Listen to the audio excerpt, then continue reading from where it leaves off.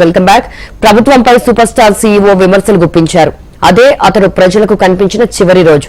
ఆ తర్వాత అతడు ఏమయ్యాడో ఎవరికీ తెలియదు. అతన్ని ప్రభుత్వం అరెస్ట్ చేసిందని, అతడు చనిపోయాడని పెద్ద ఎత్తున ప్రచారం జరిగింది. అతడు బతికే ఉన్నాడంటూ ప్రభుత్వం వీడియోలను ప్రదర్శించాల్సి వచ్చింది. నిజానికి అతన్ని, అతడి కంపెనీలను ప్రభుత్వం లక్ష్యంగా చేసుకుంది. వేల కోట్ల డాలర్ల విలువైన కంపెనీలను వందల కోట్లకు పరిమితమయ్యేలా ప్రభుత్వం కఠిన చర్యలు తీసుకుంది. చివరికి ఆ వ్యాపారవేత్తను దేశం నుంచి గెంటేసిందన్న అనుమానాలు వ్యక్తమయ్యాయి.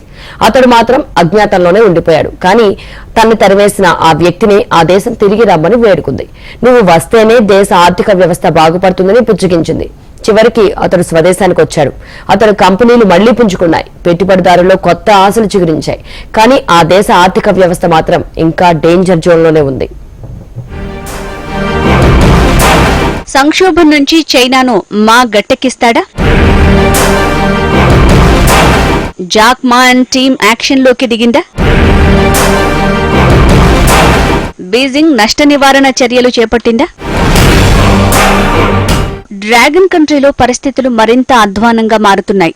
ఆర్థిక వ్యవస్థ పతనపు దిశగానే వెళ్తోంది. పెట్టుబడిదారులు షేర్లను పెద్ద ఎత్తున ఉపసంహరించుకుంటున్నారు. హాంకాంగ్ షేర్ మార్కెట్ కుదేలవుతోంది. ఎన్ని ప్రయత్నాలు చేస్తున్నా పరిస్థితులు మాత్రం అదుపులోకి రావటం లేదు. దీంతో గందరగోళానికి గురైన కమ్యూనిస్టు కంట్రీ గత్యంతరం లేక ఆర్థిక వ్యవస్థ అనారోగ్యానికి వైద్యం అందించేందుకు పాత వైద్యుడిని సంప్రదించింది. ఇన్నాళ్లు అతడు దుర్మార్గుడని, పొరుగు కంపెనీలను ఎదగకుండా చేస్తాడని డ్రాగన్ ఆరోపించింది.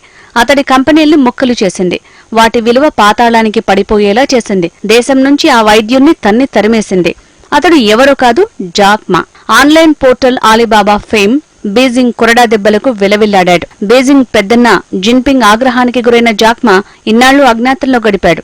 ఆ దేశంలో కనిపించాడు, ఈ దేశంలో కనిపించాడు, జపాన్ లో ప్రొఫెసర్ గా ఉన్నాడు అంటూ జాక్ మా గురించి ఇప్పటివరకు కథనాలొచ్చాయి. కానీ ఖచ్చితంగా ఎక్కడున్నది ఎవరికీ తెలియలేదు. అదే సమయంలో చైనా ఆర్థిక వ్యవస్థ పతనంతో జిన్పింగ్ కి పట్టిన దెయ్యాన్ని వదిలేలా చేసింది. బాబాబు తిరిగిరా, పరిస్థితిని చక్కదిద్దు అంటూ చైనా వేడుకుంటోంది. దీంతో జాక్ మా అతడి టీం తిరిగి యాక్షన్లోకి దిగింది. అసలు జాక్ మా టీం చైనా ఆర్థిక వ్యవస్థ పతనాన్ని అడ్డుకుంటుందా? అసలు ప్రభుత్వం చేయలేని పనిని జాక్ మా ఎలా చేయగలడు? పతనమవుతున్న ఆర్థిక వ్యవస్థను కంట్రోల్లోకి తెచ్చేందుకు బీజింగ్ నష్ట నివారణకు దిగింది. రెస్క్యూ ప్యాకేజీపై ఇప్పుడు దృష్టి సారించింది. బీజింగ్ పాలకులకు దూరంగా ఉండిపోయిన జాక్ మా టీం ఇప్పుడు మళ్లీ యాక్షన్లోకి దిగారు. వారు ఆలీబాబా షేర్లను కొనుగోలు చేస్తున్నారు. ఇటీవల కొన్ని నెలల్లోనే జాక్ మా 5 కోట్ల డాలర్ల విలువైన షేర్లను కొనుగోలు చేశాడు. అతడి మిత్రుడు ఆలీబాబా సహా వ్యవస్థాపకుడు జో సాయ్ కూడా షేర్లను కొనుగోలు చేశారు.